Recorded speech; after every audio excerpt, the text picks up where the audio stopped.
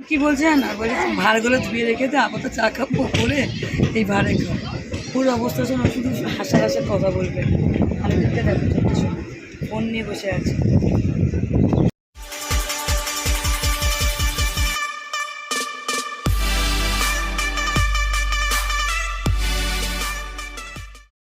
Good morning, welcome back to my channel. চলে আসলাম আরও একটা নতুন ভিডিও নিয়ে তোমাদের সামনে। সকালে এখন বাজে 4টে, তো হাতে চায়ের কাপ, বুঝতেই পারছো ভোর 4টে মানে কোথাও যাওয়ার পালা আবার। তো সবাই উঠে গেছে।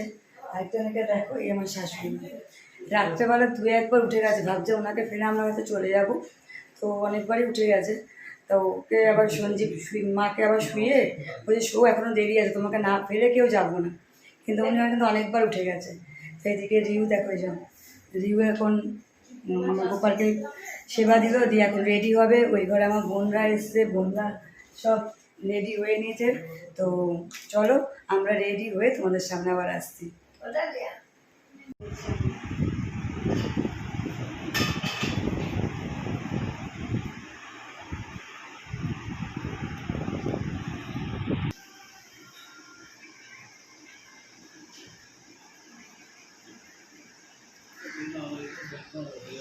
আমরা বেরিয়ে পড়ছি এখন। আলো বেরিয়ে গেছে, 5টা বেজে গেছে। আমাদের 5:30টার মধ্যে স্টেশনে ঢুকতে হবে। টোটো এসে গেছে, চল। তো আমরা স্টেশনে চলে এসেছি, দেখতে পাচ্ছি সবাই বসে আছে। এদিকে জিৎ ফোনে ব্যস্ত, যেহেতু সবাই যাবে চারদিক দিয়ে।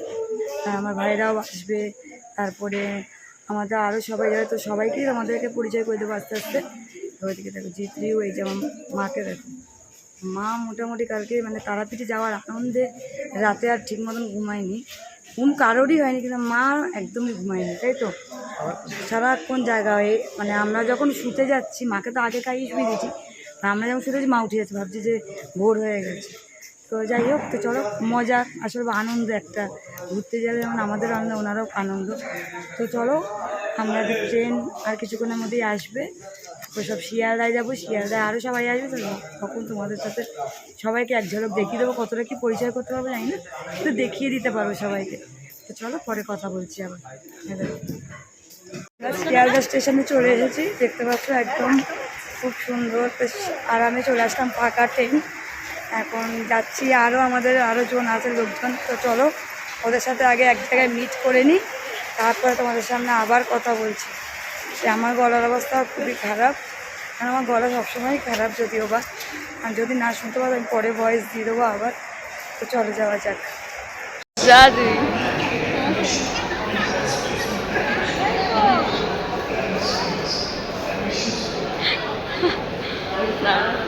হাঁ করে তাকিয়ে আছে, ভাবছে কে আসছে।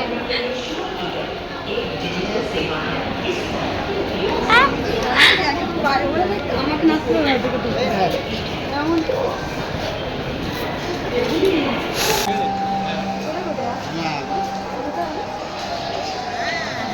সবাই কোথায়?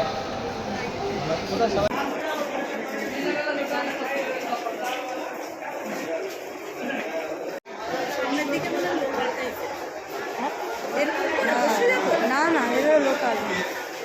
আমার বোনের এতই চায়ের নেশা, তো দেখতে পাচ্ছি এখানে ট্রেনের মধ্যে খাবো। সবাই বোন বলছে আমার নাম দিচ্ছিস কেন, খাবি তো সব।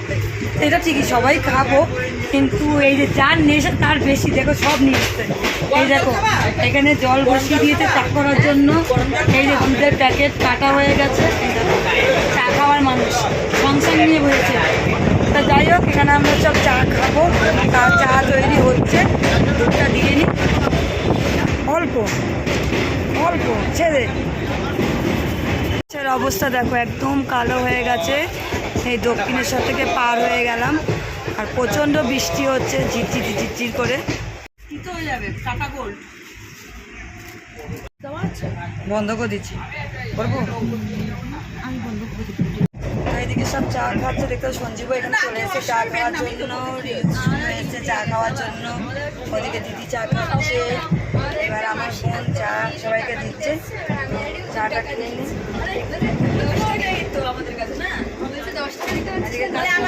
বৃষ্টি পড়ছে, মানে ভালো জোরে জোরে বৃষ্টি পড়ছে। তো চলো চাটা খেয়ে নিয়ে যাই হোক, এই যে চা খাচ্ছি, অবশেষে অনেক যুদ্ধ করে চা করা হলো। তো চাটা না হলে কি ভালো লাগে? ট্রেনের মধ্যে তো চা একটাও উঠছে না, তাই জন্য বানিয়ে চা খাওয়াও হলো।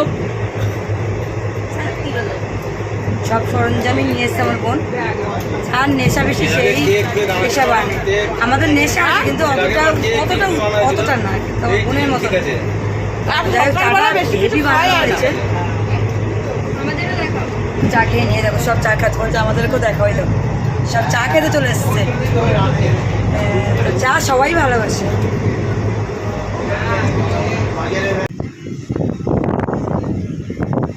তো আমরা এখন বর্ধমানে ঢুকে পড়লাম। তো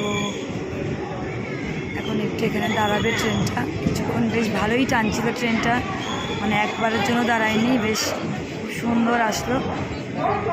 আশা করছি টাইমের মধ্যে ঢুকে যাবে। এখন বর্ধমানে ট্রেনটা দাঁড়িয়েছে, তো আমরা এখন ঝালমুড়ি মাখা খাবো। আর আমার ট্রেনে ঝালমুড়ি মাখা খেতে খুব ভালো লাগে, একদম যাকে বলে দারুণ। এটা আমার খেতেই হবে ট্রেনের মধ্যে। এখন মুড়ি মাখাটা আমার ভীষণ ভালো লাগে, ঘরের মুড়ি মাখা ভালো লাগে।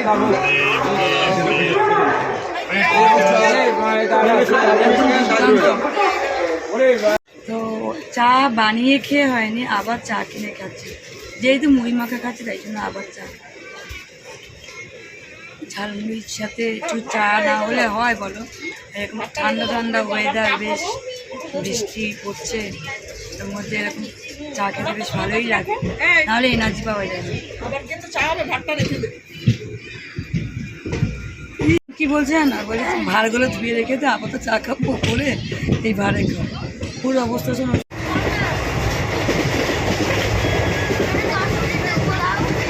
তো আমরা ঢুকে পড়েছি এখন শান্তিনিকেতনে।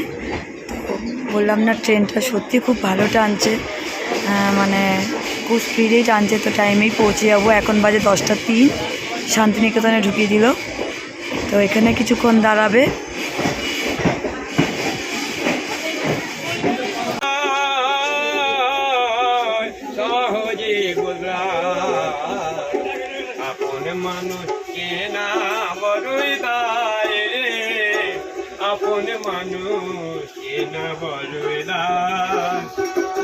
যাই হোক, আমরা চলে এসেছি রামপুরহাটে। তো এই জাস্ট নামলাম। তো এখানে কোনো বৃষ্টি নেই, ভালোই রোদ, যেটা ভয় পাচ্ছিলাম। হয়েছিল বৃষ্টি, কিন্তু আমরা আসার পর দেখতে পাচ্ছি না। তো যাই হোক, কলকাতা আমাদের ওখানে যেমন বৃষ্টি পড়ছে কন্টিনিউ, একদম বিচ্ছিরি ব্যাপার ছিল, কিন্তু এখানে কোনো ব্যাপার নেই, ভালো লাগছে দেখে। তো চলো হোটেলে যাই, হোটেলে গিয়ে তোমাদের সাথে কথা বলবো।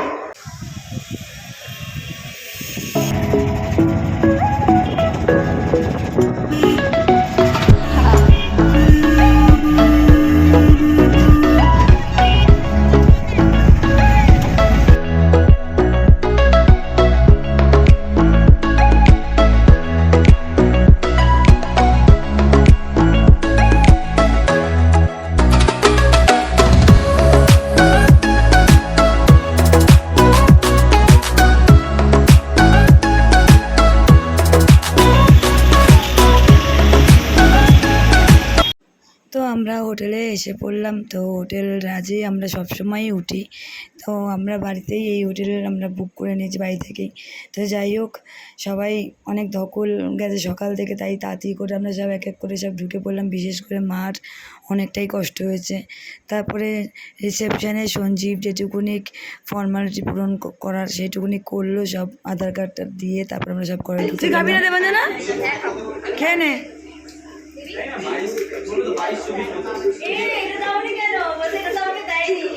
তো আমরা এখন খাচ্ছি কোল্ড ড্রিঙ্কস।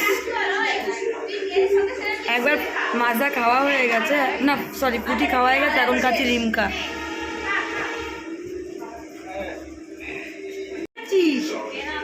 শোনা মাজা বলছে তো, মাজা কি খাচ্ছ? আমাদের রুমে চলে এসেছি। তো দেখো, এখান থেকে আমাদের রুমের বাইরে থেকে পুরো রাস্তাটা খুব সুন্দর দেখা যায়। ছোট্ট একটা মিনি ছাদ মতন এখানে, এই যে দেখো এখানে সব দাঁড়িয়ে আছে। তো 5 তালা, ভীষণ কষ্ট হয়েছে উঠতে, যেহেতু এখানে এখন 3টা অবধি কারেন্ট থাকবে না, এটা আগেই বলেছিল। তো তাই জন্য লিফটও ওঠা যাচ্ছে না।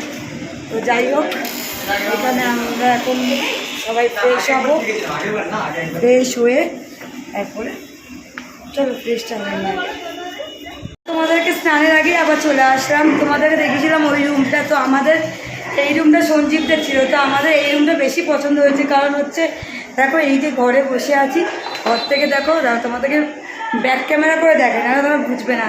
তার আগে ধরো ব্যালকনিটা দেখিয়ে দিই। ব্যালকনিটা খুব সুন্দর, প্রচণ্ড চওড়া, মানে এখানে বসলে একদম মন জুড়িয়ে, বা এখান থেকে দেখো রাস্তাটা সারাদিন এখান দিয়ে মানে সব দেখা যায়, তো এত সুন্দর। এই জন্য লোক সামলাতে পারবো না, তাই সন্ধি করলাম। তা ওকে বললাম যে তুমি ওই ঘরটা নিয়ে নাও, আমরা এই ঘরটাকে থাকি। এটা আমাদের জন্য খুব ভালো লাগছে। তারা তোমাদের ঘর দিয়ে ঘরে বসে যে রাস্তা দেখাচ্ছে সেটা তোমাদের দেখাই ব্যাক ক্যামেরা করে। কত সুন্দর লাগছে বলো, এই লোকটা কি সামলানো যায়? তাই জন্য আমরা বলেছি না, আমরা এই ঘরটা থাকবো। এই ঘরটা একটু ছোট, কিন্তু কোনো ব্যাপার না, রাত্রেবেলা সবাই অ্যাডজাস্ট করে শুয়ে নেব, অসুবিধা হবে না। তাই সঞ্জীব ওই ঘরে চলে গেছে। ওই ঘরটা বিশাল বড়, ওই ঘরটাও ভালো, একটা মিনি ছাদ আছে, তো এটা কোনো ব্যাপার না। সারাদিন যে এই ঘরে সবার ঘরে যেতে পারবো। তো ভাইরা নিচের ঘরে আছে, ওদের ঘরটাও বেশ ভালো বড় সড়ো। ভাইদেরকেও বলেছি যে এই ঘরে চলে আসতে, ওদের ফ্রেশ হয়ে নিই। তো চলো আগে ফ্রেশ হয়ে নিই। তো আমরা চলে গেছি এখন খেতে, প্রচণ্ড খিদে পেয়েছে যাতে বলে, তো খেয়ে নিয়ে তারপরে একটু রেস্ট নেবো।